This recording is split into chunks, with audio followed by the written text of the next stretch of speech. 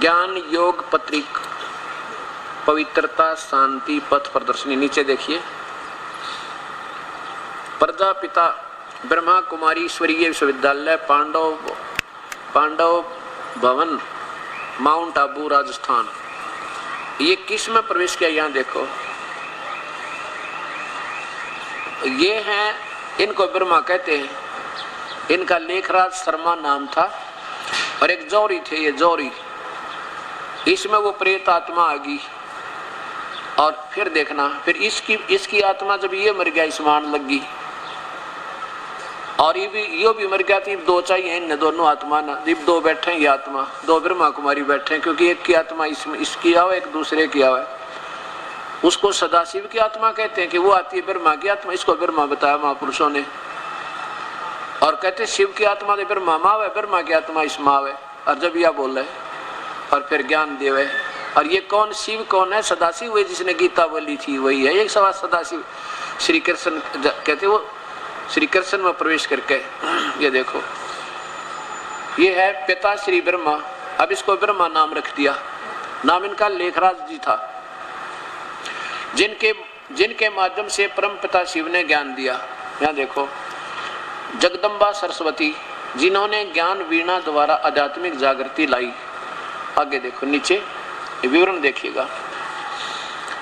जिस मनुष्य के तन में परमात्मा शिव ने प्रवेश किया, वह उस समय कलकत्ता में एक विख्यात जौहरी थे और श्री नारायण के अनन्य भगत थे। यह देखो, फिर त्रिकालदर्शी परमात्मा शिव ने उनके तन में प्रवेश किया। उनके मुख द्वार ज्ञान एवं योग की द्वारा, उनके मुख के द्वारा भीतर भूत की तरफ प्रवेश करके कोई, और ज्ञान एवं योग की शिक्षा देने वाले सभी ब्रह्मा कुमारों और ब्रह्मा कुमारियों में जो श्रेष्ठ थी, उनका इस अलौकिक जीवन का नाम हुआ जगदम्बा सरस्वती। वह यज्ञ माता हुई। अब देखो, फिर ऊपर ये पूरा पीछे किया, पीछे देखो,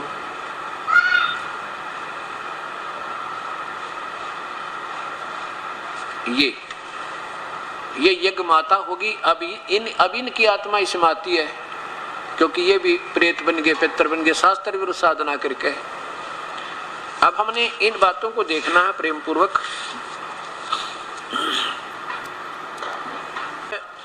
देखिएगा, इनके द्वारा रचना के सृष्टि रचना देखें इनकी, कितनी बढ़िया बनाई है इन्होंने। ये देखो,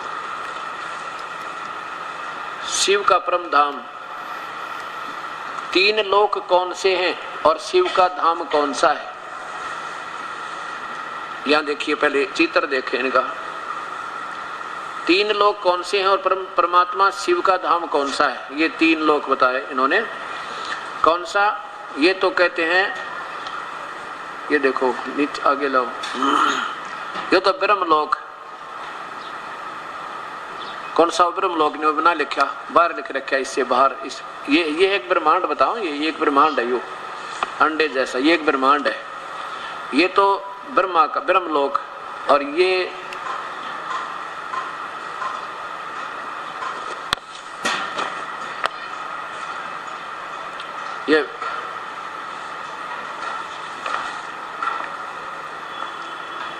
और ये इधर लिख रखा है सूक्ष्म लोक। ये देखो, इधर लिखा है सूक्ष्म लोक, सूक्ष्म लोक, ब्रह्मा विष्णु और शिव पुरियां। अच्छा, नीचे देखो, ये है साकार मनुष्य लोक, ये तय साकार मनुष्य लोक। और ये यहाँ ऊपर देखो और पीछे कर लो, ये दिखा रखी है, ये इनकी पुरियां, ये कोई जिक्र भी नहीं कहाँ वो पुरियां। ये एक ब्रह्मांड की रचना बताई इन्होंने। और क्या बताते हैं, देखो कि मनुष्य लोक तो ये है जिसमें जिन व्यक्तियों का, ये मनुष्य आत्माएं मुक्ति अथवा पूर्ण शांति की शुभ इच्छा तो करती है, परंतु उन्हें यह मालूम नहीं कि मुक्ति धाम अथवा शांति धाम कहाँ है। इसी प्रकार परम प्रिय परमात्मा शिव ने मनुष्य आत्माएं मिलना तो चाहती हैं, उन्हें ये याद भी करती हैं, परंतु यह मालूम नहीं कि वह पवित्र धाम कहाँ है जहाँ वह जाकर परमपिता शिव इस सृष्टि पर अवतरित होते हैं। जहाँ से आकर परमपिता शिव इस सृष्टि पर अवतरित होते हैं। यह देखो, पहला था साकार मनुष्यलोक। सामने चित्र दिखाया गया है कि यह एक साकार मनुष्यलोक है जिसमें इस समय हम हैं। ये पृथ्वी लोक को ये मनुष्यलोक बताओ जिसमें हम बैठे, और इसमें सभी आत्माएं हड्डी मांस आदि स्थूल शरीर से लेकर कर्म करती। नीचे देखो, दूसरा सूक्ष्म देवताओं का लोक। इस मनुष्य लोक के सूर्य तथा तारागण के पार तथा आकाश तत्व के भी पार एक सूक्ष्म लोक है जहाँ प्रकाश ही प्रकाश है। उस प्रकाश के अंश मात्र में ब्रह्मा विष्णु तथा महादेव शंकर की अलग अलग पुरियां हैं। अच्छा देखो, यहाँ उन देवताओं के शरीर हड्डी मांस आदि के नहीं है, बल्कि प्रकाश के हैं, और यहाँ उनको दिव्य चक्षुओं द्वारा देखा जा सकता है। ये देखो, यहाँ संकल्प तो होते हैं, क्रियाएं भी होती हैं और बातचीत भी होती, परंतु आवाज नहीं होती। न कहीं ये जो कर आवाज नहीं होती इनकी, ये तो वो बोल रहे हैं जैसे गूंगे बोले कर, जैसे बिना आवाज की जो होती है ना, बिना आवाज की फिल्म वो कहते ऐसे रहते हैं विष्णु महेश्वर, उनका आवाज को नहीं।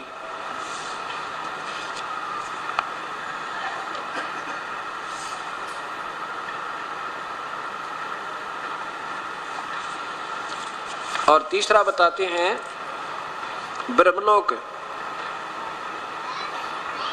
ये वो लोक है जिसमें केवल एक बिंदु दिखाई देता, बिंदु जो केवल एक बिंदु दिखाई देता है वो लोक है ये।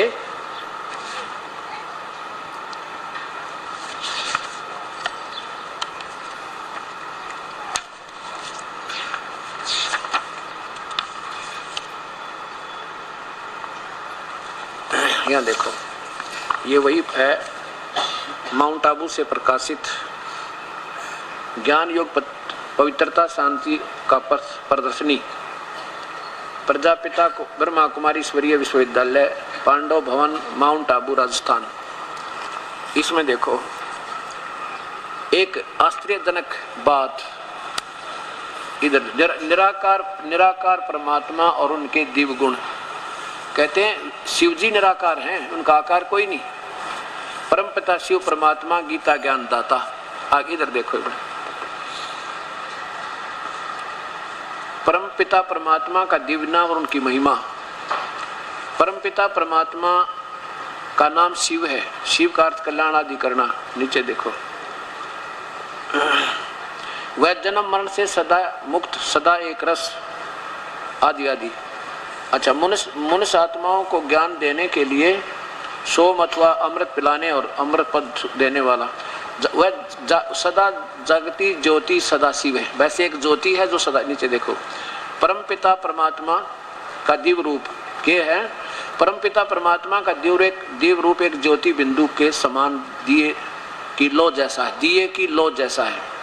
वह मूर्ति अति निर्मल, वह रूप अति निर्मल स्वर्णमय, लाल और मनमोहक है। वह दिव्य ज्योति रूप के दिव्य चक्षु द्वारा देखा जा सकता है और दिव्य बुद्धि अनुभव किया जा सकता है। परमपिता परमात्मा के उस ज्योति बिंदु रूप की प्रतिमाएं भारत में शिवलिंग नाम से पूजी जाती है। अवतरण के बाद महाशिवरात्रि भी मनाई जाती है। निराकार का अर्थ ये देखो, लगभग सभी धर्मों में अनुयायी परमात्मा को निराकार मानते हैं, परंतु इस शब्द से वे यह अर्थ लगाते हैं कि परमात्मा का कोई आकार रूप नहीं है। और क्यों अर्थ होगा इसका? निराकार का अर्थ ये जो कुछ भी ना दिखे, अपनी थ्योरी बना के क्या कहते हैं? नहीं, जब परमपिता परमात्मा शिव कहते हैं कि ऐसा मानना भूल है। वास्तव में निराकार का अर्थ है कि परमपिता साकार नहीं है, अर्थात न उसका कोई मनुष्य जैसा स्थूल शारीरिक आकार है और न देवता जैसा स्थूल सूक्ष्म शरीर आकार, बल्कि उनका रूप अशरीरी और ज्योति बिंदु के समान है। बस ज्योति बिंदु के समान। बिंदु, अब देखो, बिंदु को तो निराकार ही कहेंगे अपने घर की गडरे, अब देखो बिंदु से कितना ही छोटा है तो आकार तो होगा। अब जैसे कोई आप लगा दो, क्या कहोगे भाई, अब कितना ही कोई छोटा सा छोटा बिंदु रख लो उसका भी आकार बनेगा। ये तो ज्योत, दिए की ज्योत बताओ, दिए की ज्योत। अब मान लीजिए हम ये छोटा सा आकार बना देते हैं, ये देखो। अब इसको क्या कहेंगे, इससे भी छोटा बनाएंगे, न्यू कहेंगे अभी गोलाकार है। और ये क्या कहेंगे, बिंदु आकार है। मान लीजिए बिंदु, ये बिंदु बना दिया, इसका भी आकार है। और ये कहते हैं नहीं बिंदु आकार नहीं होता, आकार साकार का अर्थ होता जो अनविजिबल हो उसको निराकार कहते हैं, जो दिखाई ना दे। और कोई भी ये कहते हैं शिव का लिंग है ना, शिवलिंग तो सही है उसका, उत्तरा गजब भैया। ये कहते हैं कि शिव तो निराकार है, और लेकिन उसका जो लिंग हम देखते हैं ना, पत्थरों की मंदिरों में मूर्ति बन रही, कहते वो सही है, वो साकार है, वो बिल्कुल ठीक है।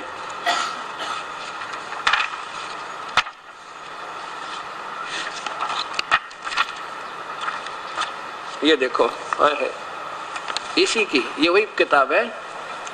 क्योंकि भगवान शिव तो मनुष्य रूप में आकार है और उसका लिंग निराकार है, और बिंदु लिंग शरीर निराकार, पर वही है। अब देखो इस पे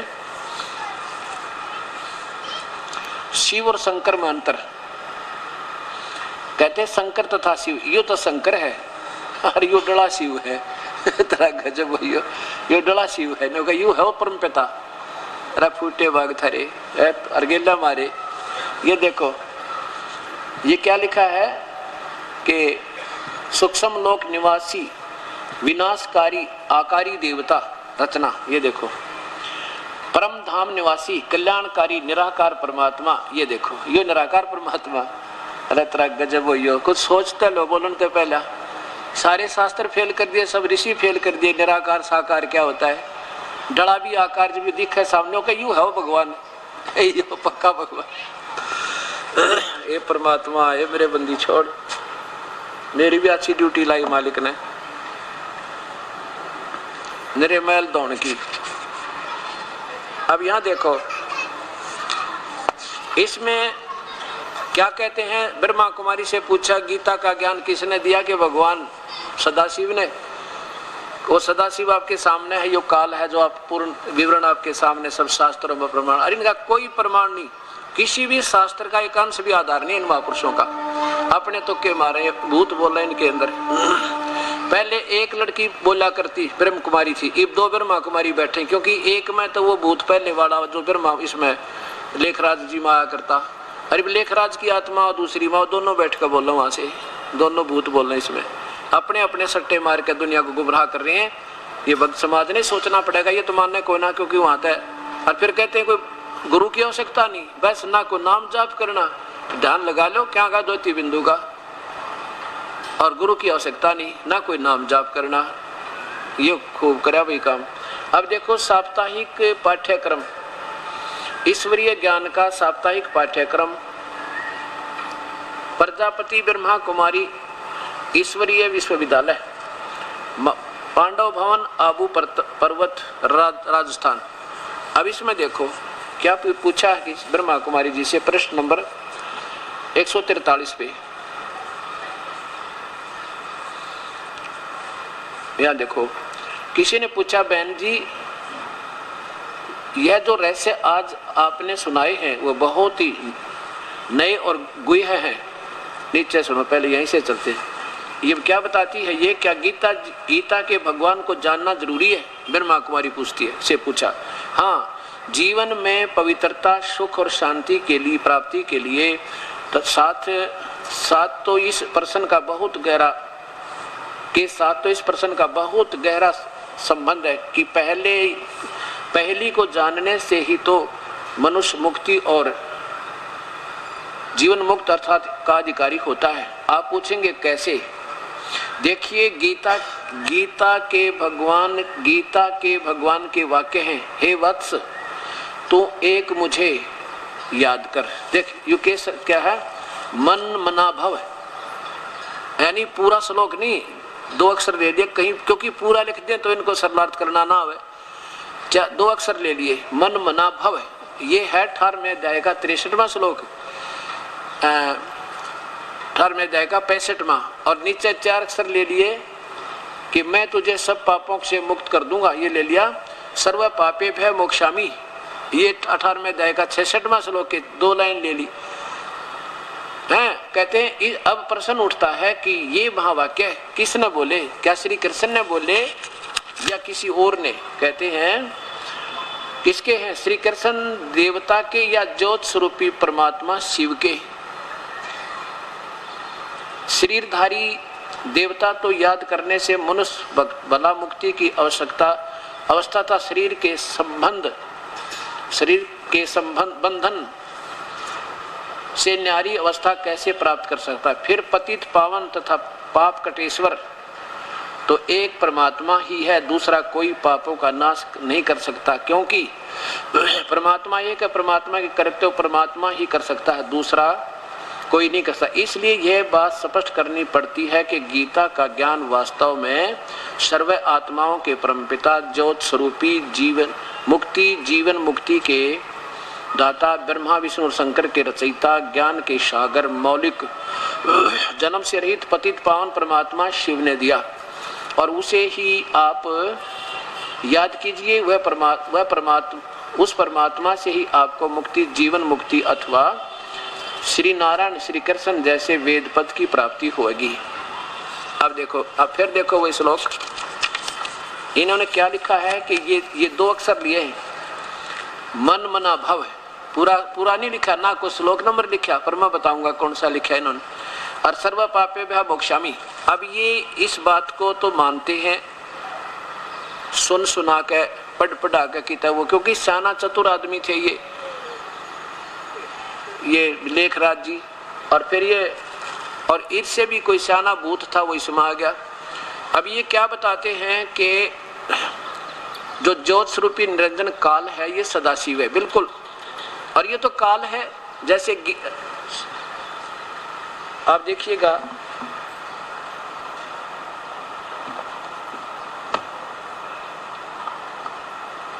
शिव महापुराण,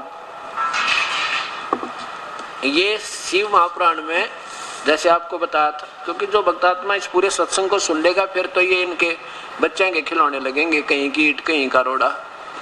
अब देखिए ये है वो शिव महापुराण, और ये वास्तविक ब्रह्मा के द्वारा बोली गई, इस नकली ब्रह्मा के द्वारा नहीं। गीता प्रेस गोरखपुर से प्रकाशित है, और इनके संपादक हनुमान प्रसाद पोदार और मुद्रक गीता प्रेस गोरखपुर। इनके रुद्र संहिता अध्याय नंबर 6 में प्रश्न नंबर 100 पे सिर्फ इतना ही दिखाऊंगा कि ये काल जो है, ये काल और दुर्गा, यही काल ज्योति निरंजन, जिसको सदाशिव भी कहते हैं, इसको काल भी कहते हैं, और इसी को ब्रह्म भी कहते हैं। संक्षिप्त रुद्र संहिता प्रश्न नंबर 100 पे। अब देखो, ये महादुर्गा की महिमा है, दुर्गा की महिमा है, जो महापार्वती रूप में इस काल के साथ ब्रह्मलोक में रहती है। उस पराशक्ति को प्रधान प्रकृति गुणवती माया बुद्धि तत्व की जनित विकारित बताया है। वह शक्ति अंबिका कही गई है, जिसको प्रकृति सर्वेश्वरी त्रिदेव जननी ब्रह्मा विष्णु महेश की माता भी बताया है, कहा गया है। नित्य और मूल कारण भी कहते हैं। सदाशिव द्वारा प्रकट की गई उस शक्ति की 8 भुजाएं। अगर ये कोई समझदार भी बोल रहा होता, साथ में ये भी बताता ब्रह्मा विष्णु महेश के माता पिता कौन है, पिता वो तो बता दिए कि सदाशिव न रचे, इनकी माँ कौन है, अर्थात अल्पज्य है ये जो इसके अंदर बोल रहा है। सुनी सुनाई कोई कथा सुन दी भूत ने, अरे वो ऐसे बोल रहा है। अब देखो नीचे, तीनों ब्रह्मा विष्णु महेश की माता दुर्गा है, और ये सदाशिव कौन है? वे जो सदाशिव हैं वे परम पुरुष ईश्वर शिव शंभु और महेश्वर कहते हैं। वे ऊपर देखो, वे अपने सारे अंगों पर भस्म रमाए रहते हैं उन काल रूपी ब्रह्म ने। ये काल कहो चाहे ब्रह्म कहो, सदा शिव कहो, ये है वो काल जो वास्तव में जिसने गीता बोली। ये कौन है? ये ज्योति निरंजन, और ये गुप्त रूप में रहता है। अब इसी ने गीता बोली। प्रमाण ये है कि इसमें लिखा है कि अर्जुन मैं काल हूं। ये गीता इस भगवान ज्योतिनंदन के द्वारा नो की नो बोलेगी श्री कृष्ण में प्रवेश करके, कोई बिल्कुल सही। और इसी काल ब्रह्म ने ज्योत स्वरूपी निरंजन सदाशिव ने चारों वेदों को बोला और वो वेद फिर समुद्र में प्रवेश किए, ब्रह्मा ने मिले और ब्रह्मा ने फिर पढ़े। उसके बाद कुछ प्राकृतिक उथल पुथल के बाद ये एक एक ऋषि में प्रवेश करके उसी काल ने जो सदाशिव ने ज्योति निरंजन ने और फिर सबको वो दोबारा जो केतु लिखवा दिए। ऐसे ये गीता ज्योति निरंजन ने श्री कृष्ण में प्रवेश होकर बोला, उसके बाद वेद व्यास में प्रवेश करके ये गीता ज्यों की तुम लिपिबद्ध करवा दी वही का और सेम बोला। इतना अक्षर का भी फर्क नहीं इसमें। और अगर ये सदाशिव बोल रहा होता तो ये उठ पटांग नहीं मारता, कहीं कीट कहीं का रोड़ा। अब ये क्या बताते हैं, कहते हो सदाशिव था उस ब्रह्मा की आत्मा में, कोई भूत बना हुआ ब्रह्मा भी तो जो क्या नाम है लेखराज जी, वो तो शरीर छोड़ चुके हैं तो वे कहाँ हैं कि शिव थी आवे उस माँ ब्रह्मा की आत्मा भूत, उस भूत में भूत बढ़े और फिर वो भूत बढ़े उस लड़किया में, अब जो वर्तमान में बैठी फिर वो बोल रहे कमाल की बात। फिर सीधा क्यों ना आ जा, बाईपास के क्यों चलो, सीधा क्यों नहीं आ जाता थ्रो प्रॉपर चैनल। जैसे पहले आज श्री कृष्ण में ऋषि में एक ऋषि में वेद व्यास जी में बोल के चला गा, हजरत मोहम्मद में बोल के चला गा। अब दो आत्मा एक में जब वो काम चले इनका। अब देखिए इसमें 11वें अध्याय के 32वें श्लोक में कहता है कि मैं काल हूं अर्जुन और सबको खाऊंगा। ये काल बोल रहा है इस गीता को और ये सदाशिव काल है जिसकी ये पूजा के लिए खुद कहते हैं ब्रह्मा कुमारी वाले कि इस काल की पूजा सदाशिव की पूजा करो। और ये कहता है उस परमात्मा की भक्ति करो, मेरी भक्ति ठीक नहीं। ये परमात्मा ये तो खुद कहता है कि मेरी भक्ति तो अनुत्तम है। अब 11वें अध्याय का 32वां श्लोक देख करके आप देखिएगा। अब जिन्होंने ये लगातार सत्संग सुना है उनके तो भ्रम निवारण हो चुके हैं। फिर भी आगे भी ये सीडी बन रही है, कैसेट बनेगी। दास का उद्देश्य यही है कि हो सकता है ना जाने कब कौन प्यारी आत्मा और खोल ले अपने टीवी ने और कित भाग जगजांस के। ये वही गीता जी अध्याय नंबर 11 का श्लोक नंबर 32 देखो।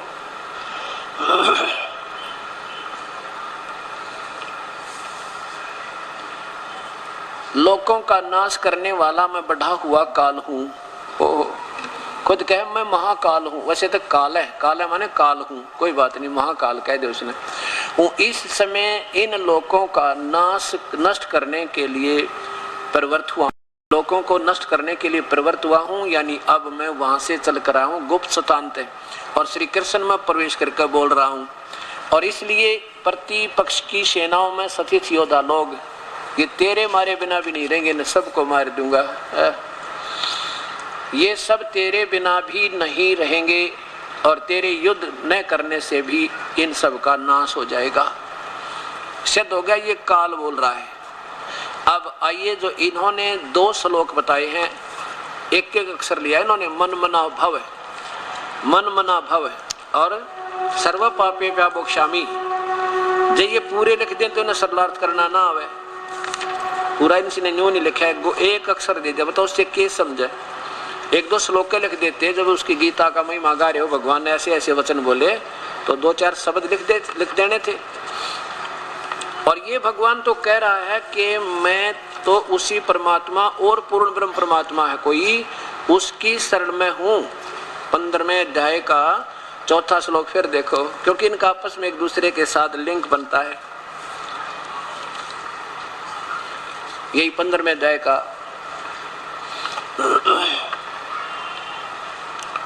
4था श्लोक है।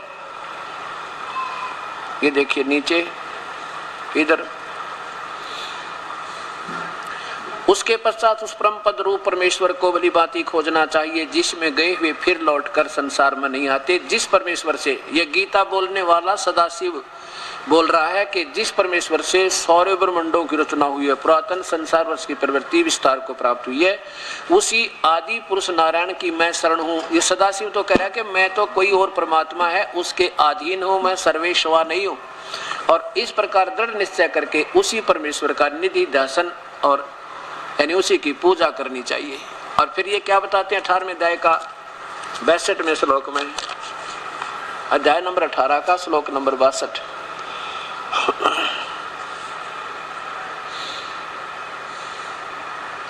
हे भारत सब प्रकार से उस परमेश्वर की शरण में जा, ये सदाशिव बोल रहा है, खुद कह रहा है कि उस परमात्मा की शरण में जा, ये काल बोल रहा है। और उस परमात्मा की ही कृपा से तू परम शांति और सनातन परम धाम को प्राप्त होगा। काल का परम धाम तो यो जन्म मरण का है। ये कहता तेरे और मेरे अर्जुन बहुत जन्म हो रही है, तू नहीं जानता मैं जानता हूं, हम तो जन्म और मृत्यु में अविनाशी नहीं है। अब देखो 63 में कहा कि इस प्रकार ये गुप्त से गुप्त भेद मैंने तुझे कह दिया, क्योंकि सारी गीता बोल दी। अब जैसे तुझे अब तू कह दिया, अब तूने जो ठीक लगे वैसे कर ले। मेरी भक्ति करेगा तो वो ठीक पूरी नहीं है, वो भी अनुतमाम घटिया तो घटिया। और उस परमेश्वर की करनी है तो तू सोच ले, उन संतों को ढूंढ ले। अब देखो 64वें श्लोक में क्या लिखा है, एक और गुप्त बताता हूं तुझे, गुह्यतमम भूय शरणो में परमम वचः, और गुप्त से गुप्त मेरे वचन सुन ले। इष्ट असी में दृढ़म इति, जिसमें 18वें अध्याय के 62वें श्लोक में तुझे संकेत कर रहा हूं और 15वें अध्याय के 4थे श्लोक में संकेत कर रहा हूं, मेरा भी पूज्य देव वही है। ये सदाशिव कह रहा है, ये ज्योति निरंजन काल कह रहा है। मेरा इष्ट, मेरा भी पूज्य देव, इष्ट माने पूज्य देव, असी माने है, मैं माने मेरा, दृढ़ माने पक्कम पक्का, नो डाउट, बगैर निसंशय, यही तत्वक्ष्यामि ते हितम, ये तेरे हित में कहूंगा मैं और किसी को नहीं बताऊं। आगे देखो इन्होंने इष्ट का अर्थ प्रिय कर दिया। अब 65 में वो शब्द है इनका जो कहते हैं मन मना भव। अब ये है 65वां श्लोक, इसमें क्या बताया कि मन मना भव, बस ये 2 लाइन ले ली, 2 ये पूरा श्लोक लिखते हैं कि कलम घसैती भाई, ताकि पता लग जाता है। आम आदमी तो नहीं सोचा ना कौन से श्लोक का है, कौन से का ना है। हरिदास ने तो के ऊपर कृपा परमेश्वर की, इनके संकेत ही समझ जाते हैं कि ये कहाँ बोल रहे हैं, कौन सा स्टेशन पकड़ गए। इनके तो 1 मिनट में कोई से स्टेशन पे, 1 मिनट में कोई से स्टेशन पे, इनका कोई ध्येय नहीं कि कौन सा स्टेशन बोल रहा है इनका रेडियो का। अब देखो क्या गीता का ज्ञान, क्या गीता का ज्ञान भगवान को जानना जरूरी है। हाँ जरूरी। देखो क्या लिखा है, मन मना भव, बस यहाँ देखो, हे वत्स तुम एक मुझे याद कर, मन मना भव, और फिर सर्व पापे व मोक्षामि, ये 18वां अध्याय है। अब प्रश्न उठता है कि ये वाक्य बोले किसने, कृष्ण जी ने बोले या सदाशिव ने, ज्योति निरंजन ने बोले। स्वयं कहते हैं कि ज्योति निरंजन ने बोले। ये देखो 144 पे 143 पे आप देख रहे थे, ये इधर देखो 144 पे ये वाक्य किसके हैं, श्री कृष्ण देवता के या ज्योत स्वरूप परमात्मा शिव के। हाँ ज्योत स्वरूपी शिव के हैं।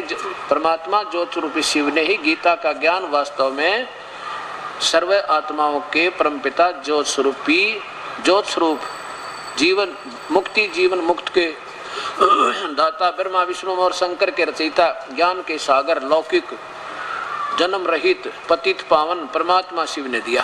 ये ज्योति निरंजन शिव, ये काल ने दिया।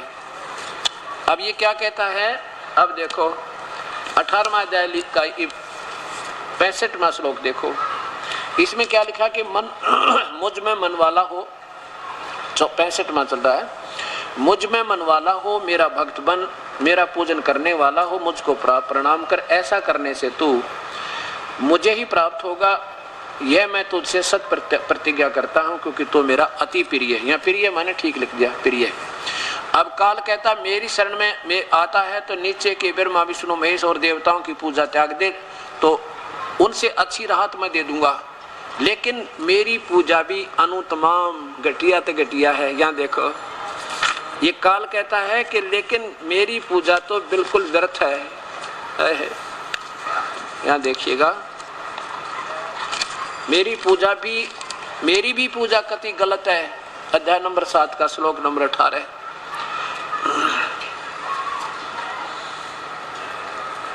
ये 18 में उदारा सर्वे एवमेति ज्ञानी तु आत्मा एवं में मतम। अब क्या कहता है ये काल के, जिन्होंने ये पता लगा कि एक परमात्मा की भक्ति करनी चाहिए वेदों अनुसार, और उन वेदों में पाया केवल ज्योति निरंजन काल तक की भक्ति, ओम नाम का जाप और मेडिटेशन ध्यान, इससे प्रभु नहीं मिलता। जैसे कल दिखा था 11वें अध्याय के 48वें श्लोक में कि ये तेरे सिवा अर्जुन ना तो कोई पहले देख सके ना आगे देख सकता, ये है मेरी प्राप्ति। वो है वास्तविक रूप ज्योति निरंजन का नहीं, अर्थात कोई किसी से भी परमात्मा नहीं मिला है, ना वर्ण वेदों में वर्णित विधि से, ना किसी जप से, ना तप से, ना जप से, ना किसी ज्ञान से। ये देखिएगा, पहले ये देख करके फिर यहाँ आइएगा। और जिस कहते मैं नहीं देखा जा सकता किसी प्रकार भी किसी सूरत है। ये देखो, ये 11वें अध्याय का 48वां श्लोक देखें, नीचे देखें, हे अर्जुन मनुष्य लोक में इस प्रकार ये है मेरा वास्तविक रूप, एवं रूप है मेरा वास्तविक रूप, इस प्रकार का रूप जो मेरा यही रूप है जो मैं वास्तविक दिखा रहा हूँ। एवं माने सही रूप ये है मेरा जो मैं तुझे दिखाई देता हूँ। मैं न वेदों में वर्णित विधि से, न किसी यज्ञ से, न दान से, और न क्रियाओं से, और न उग्र तपों से, और न तेरे अतिरिक्त दूसरे के द्वारा कभी नहीं देखा जा सकता हूँ। अब तो साकार दिखाया उसने। गीता वाले भगवान ने तो मनुष्य जैसा था वो, अरियन ने कहना उतने निराकार बिंदु है, बिंदु के सामने हजार बुझा हजार सब देख देख कर बताने लग रहा काल, और अर्जुन आंखों देखा बता रहा। अब फिर देखिए 7वें अध्याय का 18वां श्लोक, इधर आओ। काल क्या कहता है कि मैं इन ऋषियों ने ओम नाम के जाप से वेदों वर्णि विधि से कोशिश तो बहुत की पर मैं मिला नहीं। इन्होंने सोच लिया वो निराकार है और एटम बम बन गए। 84 लाख दुनिया छूटी नहीं, क्योंकि इनको परम पिता परमात्मा पूर्ण ब्रह्म के ज्ञान बताने वाला वो तत्वदर्शी संत ना मिला, जिसके कारण क्या बताते हैं, उदारा सर्व एवं एते ज्ञानी तु आत्मा एवं मे मतम। ये ज्ञानी आत्मा जिनको ज्ञान हो गया कि एक भक्ति करे बिना मनुष्य जीवन असफल है, और भक्ति करें तो केवल एक परमेश्वर की करें और करना व्यर्थ है, पूर्ण ब्रह्म की, ना ब्रह्म की ठीक, ना पर ब्रह्म की ठीक, ना ब्रह्मा विष्णु महेश की ठीक, क्योंकि जन्म मृत्यु मिटती नहीं, इनते कर्म दंड कटता नहीं। तो कहते हैं उनको उस परम पिता के बताने वाला कोई संत मिला ना, इसलिए आस्तित से ही युक्त आत्मा वो बेचारी वह युक्त आत्मा उदार आत्मा, जैसे महर्षि चुनक जैसे, महर्षि कपिल जैसे, महर्षि दुर्वासा जैसे, कहते हैं आश्रित वो आश्रित रही सही वो जो भगवान में लीन आत्मा, प्रभु को चाहने वाली डिवोटी आत्माएं, सोल्स आत्माम एवं अनुतमाम गति, मेरे द्वारा मुझ में ही मेरे वाली घटिया ते घटिया सतिथि में मेरे तक की भक्ति में वो बेचारी वो पुण्यात्मा वो मेरे वाली घटिया आत्मा में आश्रित मुक्ति भक्ति में आश्रित रही। कति अनुतमाम, अरे इन्होंने अनुतमाम का अर्थ लिख दिया अति उत्तम। बता कहाँ से अनुतमाम तो एक 4ठी कक्षा के बच्चे ने पूछ ले, उत्तम माने बढ़िया, अनुतम माने घटिया, अरे अनुतम माने क्या अति उत्तम।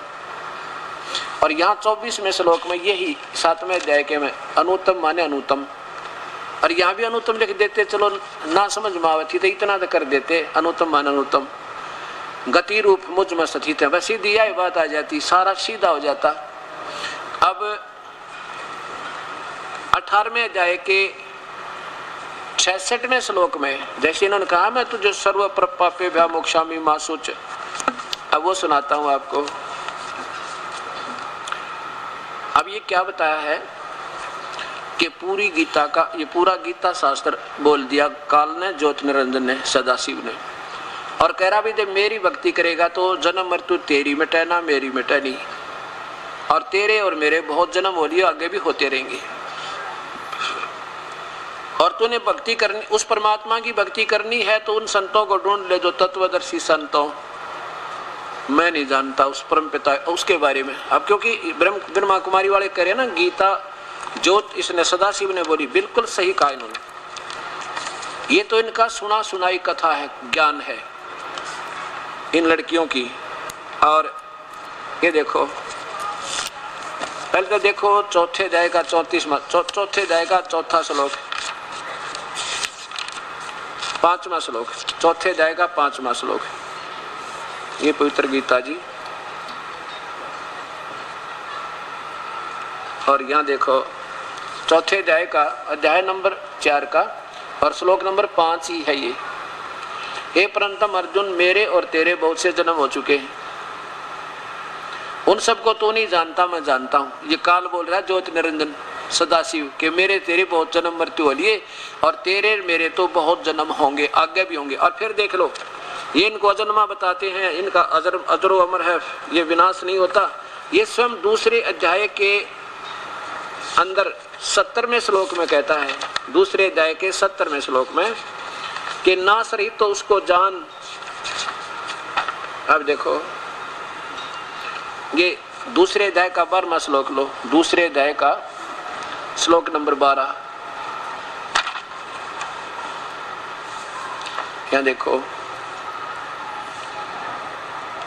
न तो ऐसा है कि मैं किसी काल में न था अथवा तू नहीं था अथवा ये राजा लोग नहीं थे, और ऐसा भी नहीं है कि और न ही थे, और ऐसा भी नहीं है कि इससे आगे हम सब नहीं रहेंगे, अर्थात तेरी और मेरी जन्म मृत्यु होती रहेगी। अब 70वें श्लोक में देखो कहते हैं नाश रहित तो उसको जान तू, ये दूसरे अध्याय का है, ये 70वां श्लोक है।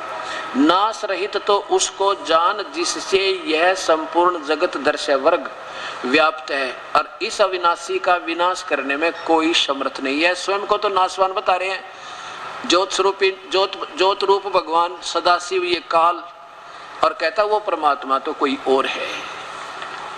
बताओ, अब ये गीता बोलने वाला भगवान ऐसे अब थोड़ी उठपटांग बात करो, अजरो अमर है, फलाना है, अगेन वो बोलता था।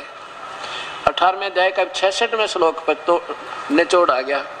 अब ये कहा कि अगर मेरी शरण में आना है तो मेरी भक्ति कर, और मुझ में मन वाला नीचे की भक्ति छोड़ दे, पर मेरी भक्ति भी उत्तम नहीं है, अश्रेष्ठ, कति व्यर्थ, क्योंकि जन्म मृत्यु नहीं मिट सकती, कर्म दंड कट नहीं सकता। और ये कहते हैं पाप कटेश्वर महेश्वर, इस सदाशिव ने जो पाप दूने पैदा कर दे, ज्यादा से ज्यादा यही लगा सका पाप, और कोई ला नहीं सकता, और इसको पाप कटेश्वर कहे। अब देखो, अब कहते हैं, अब 66वें श्लोक का क्या इन्होंने दिया है, बस ये दिखा है सर्व पापेभ्यः मोक्षामि, बस ये इतना हिंट लिख के और छोड़ दिया। पूरा लिख दें तो ये श्लोक, क्योंकि ब्रह्मा कुमारी में जब भगवान शिव बोल रहा होता, सदाशिव भी जो काल बोल रहा होता, तो ये पूरा श्लोक बोलता, ये सुनी सुनाई 2 अक्षर ना बोलता वो। तो इस जिसके कारण ये उलझ जा, फिर जब पूरा श्लोक लिख देते आप भी उलझेंगे जाएंगे कहाँ, क्योंकि परमात्मा की प्यारी आत्मा जो है, अब कोई बालक नहीं बढ़ोले किसी ने, अब ये सब समझेंगे, जिनमें भक्ति चाहिएगी वो बुद्धि से काम भी लेगा। इन उल्टी अटकड़ों में से 4 युग हो गया हमने अटकान। ये देखो क्या गीता के भगवान को जानना जरूरी है, ये देखो सर्व पापेभ्यः मोक्षामि, बस ये छोड़ दिया इतना लिख के। ये कौन से का है, 18वें अध्याय का 66वां श्लोक। ये ऊपर देखो अध्याय नंबर 18 का और श्लोक नंबर 66 है, इसका केवल ये हिस्सा ले लिया, सर्वे पापेभ्यः मोक्षामि। क्या अर्थ है कि सर्वधर्मान परित्यज माम एकम शरणम व्रज, सर्वधर्मान सभी धर्मों की सभी धार्मिक पूजाओं को, मेरे लेवल की जितनी भी धार्मिक पूजाएं मुझ में, माम माने मुझ में, परित्यज माने छोड़ के, मुझ में सब मेरी पूजाओं को छोड़ के एकम शरणम व्रज, एकम माने अद्वितीय, अद्वितीय जिसके बराबर कोई दूसरा ना हो, अर्थात सर्वशक्तिमान की शरण में, व्रज माने जा। अहम तवा सर्व पापेभ्यः मोक्षामि मा शुच, फिर मैं तुझे सब पापों से मुक्त कर दूंगा, तू चिंता ना कर अर्जुन। अब देखो, अब ये गीता बोलने वाला कहते हैं ये तो श्लोक उसी भगवान का है जो सदाशिव का। अब और को तो ये कहते हैं ना गीता में मिलावट कर दी होगी यार, ये तो सही मानते हैं ना इसको कि ये तो सही उन्होंने बोला है। तो अब इसमें क्या बोला उन्होंने, ये देखो, ये खुद गीता ये क्या बताते हैं कि सर्व धर्मों को अर्थात संपूर्ण कर्म कर्तव्य कर्मों को मुझ में त्याग कर, या लिखना तो केवल एक मुझ, देखो मुझ सर्वशक्तिमान सर्वाधार सर्वेश परमेश्वर की शरण में आजा। व्रज माने आजा बताते हैं ये, और व्रज माने जाना होता है। अब ये सदाशिव तो कह रहा है कि उस परमात्मा की शरण में जाओ तुम, और ये कहीं तुम इसकी पूजा करो शिव की, ब्रह्मा कुमारी वाले। अब देखो, मैं तुझे सब पापों से मुक्त कर दूंगा, सर्व पापेभ्यः मोक्षामि, ये 2 अक्षर हैं इनके, सर्व पापेभ्यः मोक्षामि, शोक ना करे। अब दिखाऊंगा आपको व्रज माने क्या होता है। व्रज माने क्या होता है ये आपके सामने प्रत्यक्ष प्रमाण होगा। अब सबसे पहले दिखाता हूं शिव श्री विष्णु पुराण,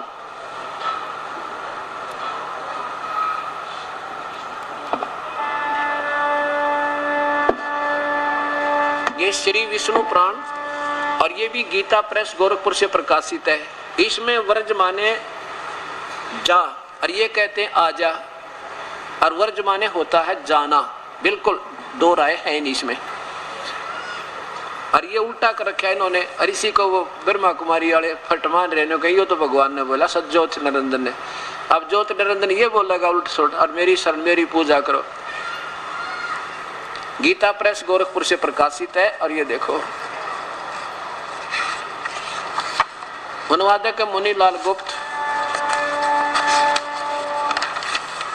मुद्रक गीता प्रेस गोरखपुर से। अब इसके प्रश्न नंबर 31 पे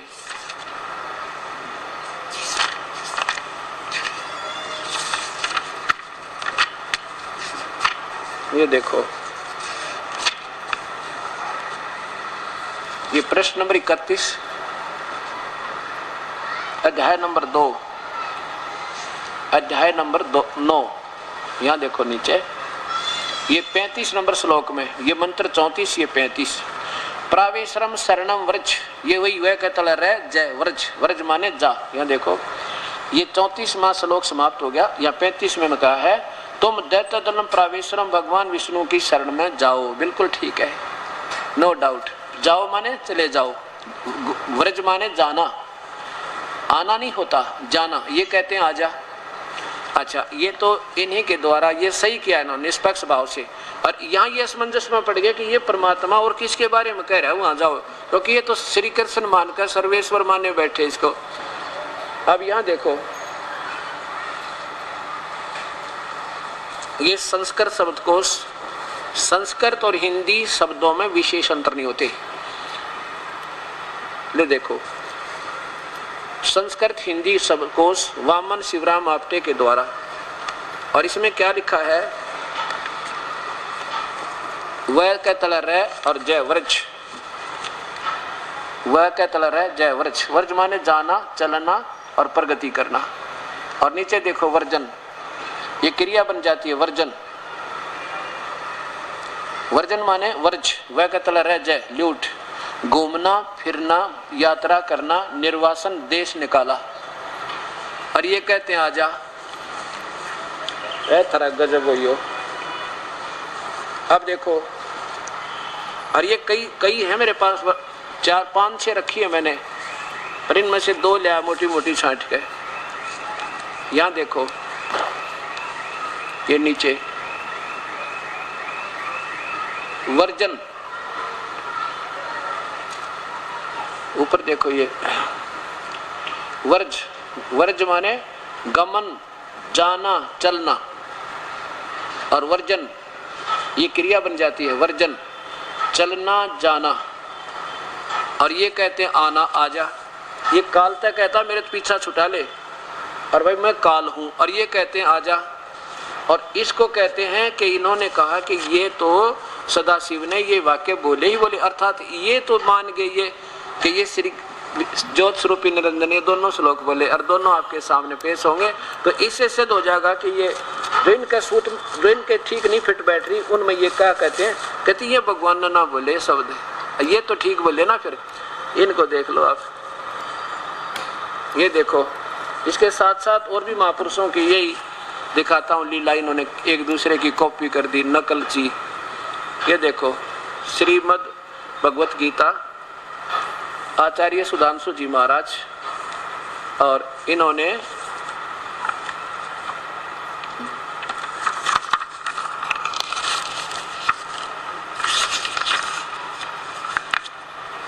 ये कहां से प्रकाशित है ये भी देख लो। मैंने सोचेंगे ऊपर जलद जलद दिखा दिया।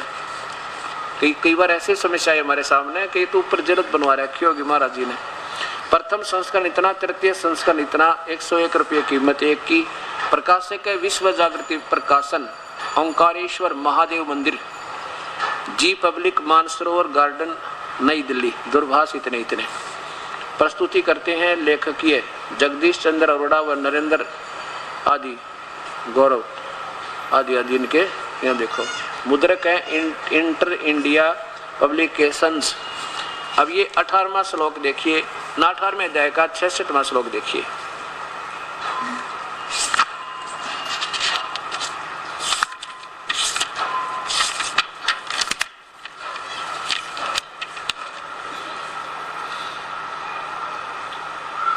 अध्याय नंबर 18 का 66 नंबर श्लोक क्या है कि सर्वधर्मान परित्यज्य माम एकम शरणम व्रज अहम त्वा सर्व पापेभ्यः मोक्षामि मा शुच। संपूर्ण धर्मों का आश्रय छोड़कर, पहले धर्म तक कोई था ही नहीं जब गीता बोली गई, न हिंदू था, न मुसलमान, न सिख, न ईसाई, छोड़कर तू केवल मेरी शरण में आ जा। और व्रज माने अभी आपको दिखा, जाना, चला जाना, देश निकाला लेना, यानी मेरे से पीछा छुड़वाना, और मैं तुझे सब पापों से मुक्त कर दूंगा, चिंता मत कर। काल कहता है कि मैं मेरा ऋण दे दे और फिर चला जा बेच सकता है। और ये क्या कह रहे हैं कि काल, ये भगवान कह रहा है कि मेरे पास से जाइए मत और मेरे अंदर रह तू। अब देखो सामने कोई पोस्टर लगा हो, कोई साइन बोर्ड लगा रखा हो गवर्नमेंट ने इंस्ट्रक्शन के लिए भी, आगे मत जाओ, वो भयंकर रास्ता आगे, भयंकर बियाबान जंगल है और या कोई खतरा है इसमें, और वहाँ कोई खड़ा हो मेरे जैसा पैंट कोट पहन गए और कोई दूसरा व्यक्ति आ रहा है, वो पूछा भी क्या लिखा है इसमें, रास्ता जाना निषेध है या अलाउड है? और वो था अनपढ़ गंवार, उसने और पैंट कोट पहन के चश्मे लाए बैठा था, खड़ा था।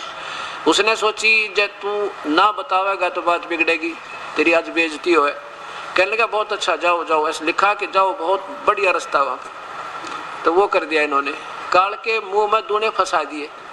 कहते हैं भगवान तो कह रहा है मेरे तो पीछा छुटवा ले, निकल जा तू, अगर तेरे बताऊं क्योंकि तू मेरा बहुत प्यारा है, रह माओ मन तेरे ते, और मैं काल हूँ, सब न खाऊंगा। उस संत ने ढूंढ ले पर जो यहाँ से तूने निकाल दे, और वो जब जाएगा ना यहाँ से तो मेरी जो तूने ये ऋण, क्योंकि हमने काल के लोक में, ब्रह्म के लोक में रहते असंख्य योग हो गए, इसके हम ऋणी हो गए बहुत गणे, इतने ऋणी हैं कि वर्णन नहीं कर सकते। आपको तो याद भी, अब कालजा पाठ जा आपने सारे बता देता है। लेकिन एक मंत्र ऐसा मिलेगा, सतनाम, सच्चा नाम, आपको ये एक श्वास की कीमत इतनी होगी पूछो मत, तब ये आपके सारे जीवन में पिछले ऋण इस काल के मुक्त होंगे। बहुत डट कर भजन करोगे जब। तो ये कहता है कि क्या हम क्या करते रहे, ओम नाम के जाप से ज्योति निरंजन की भक्ति करके ऋषि बन के, और इसका माल यही खाते रहे, जैसे दान धर्म करके। कहाँ स्वर्ग में चले गए, देवता बन गए, महास्वर्ग में चले गए, वहाँ हजारों युगों तक रहे, और फिर नरक में जाना पड़ा, फिर 84 लाख दुनिया भोगनी पड़ी। इस कारण जो का तो रह गया हमारे ऊपर। अब हम क्या करेंगे कि इसके रेस्टोरेंट में या पूंजी बर्बाद नहीं करें अपनी, और इसको दे देंगे कि आप संभालो हमें, या कुत्ते के दे मत बनाइयो, अपना ये पकड़ो, ये जो एक मंत्र देंगे हम आपको, इसको दे देंगे, और ये फिर हमारे को छोड़ देगा। ये कहता है कि उसकी शरण में जाना है तो मेरे सब कर्ज तार जा तू। सर्व धर्मान माने धार्मिक पूजाओं को, परित्यज माम, मुझ में छोड़ दे तू जितनी आज तक कमाई मेरे लेवल की, और एकम शरणम जा। वर्ज माने जाओ, और फिर मैं तुझे सब पापों से मुक्त कर दूंगा, क्योंकि पापों का दंड हम भोग रहे, कुत्ते गधे बन के, टांग कटे, हाथ टूटे, तो फिर ये इसका कर्ज दे देंगे, वो पाप कहा हमारे ऊपर, ये छोड़ देगा, जा भाई। तो भगवान तो ये करा रही है, संत जन कह रहे हैं, भगवान कह रहा है कि मेरे मुंह में आ जा, उल्टाई जाना मत। ये महापुरुषों की इनकी लेखनी देखो, ये परमात्मा। श्रीमद् भगवत गीता संत श्री आसाराम जी आश्रम अहमदाबाद से प्रकाशित है। आदरणीय श्री आसाराम जी का चित्र और इनके करकमलों द्वारा ये गीता और इनके आश्रम से उपलब्ध, अर्थात इनको ये सहमति है इनकी कि बिल्कुल सही है जो हमने यहाँ से भेजा है शास्त्र बना के, और जिम्मेवारी बनी है। 18वां अध्याय नीचे देखिए, 66वां श्लोक, सर्वधर्मान परित्यज माम एकम शरणम व्रज अहम त्वा सर्व पापेभ्यः मोक्षामि मा शुच। नीचे देखो, संपूर्ण धर्मों का अर्थात संपूर्ण कर्तव्य कर्मों को मुझ में त्याग कर तू केवल एक मुझ सर्वशक्तिमान, मुझ में त्याग कर मुझ में आ जा। कोई बात हुई है, कोई सेंस भी ना बनती इसकी। देखो, संपूर्ण धर्मों का अर्थात संपूर्ण कर्तव्य कर्मों को मुझ में त्याग कर केवल एक मुझ सर्वशक्तिमान सर्वद्वार परमेश्वर की शरण में आ जा। और लिखना था जाओ, इन डिक्शनरी भी उठाकर ना देखी, शब्दकोश भी ना देखा, एक दूसरे की कॉपी नकल कर दी। अब ये सारे फेल होंगे। कई बार पकड़े जाते हैं ना बच्चे, 10 के 10 फेल होया करें इकट्ठे, जिनकी कॉपी मिल जाती है। अब ये सारे फेल होंगे, देखियो। मैं तुझे संपूर्ण पापों से मुक्त कर दूंगा, तू चिंता मत कर। अब देखो महापुरुषों, अब भी बिगड़ा और मान बढ़ाई छोड़नी पड़ेगी। हम 2 दिन के मेहमान बता के मेहमान बढ़ाई, और देखो वही परमार्थी लोग होया